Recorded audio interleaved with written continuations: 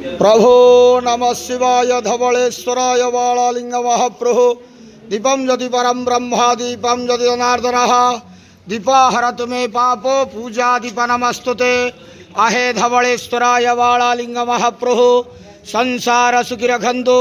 आज श्रावण मासर शुभ गुरुवार रे समस्त श्रद्धालु भक्त मानक आशीर्वाद करंतु, मनस्कामना पूर्ण करंतु, कर्म क्षेत्र उन्नति करंतु, ग्रहिष्ठ खंडन करंतु, जगतर मंगल करंतु, विश्वर कल्याण करंतु, आपणकर नाम विख्यात करंतु, सेवकर डाक श्रवण करंतु, समस्त ग्वावसा भक्त मानकर मनस्कामना पूर्ण करंतु, समस्त श्रावणी पूजा भक्त मानकर मनस्कामना पूर्ण करंतु।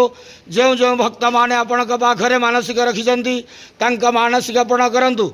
बाबा धवलेश्वराय बालालिंगाय नमो नमः।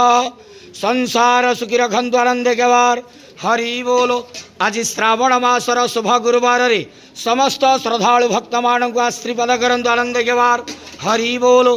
समस्त श्रावणी पूजा भक्त मानकर मनस्कामना पूर्ण करंतु आनंद केवार हरि बोलो।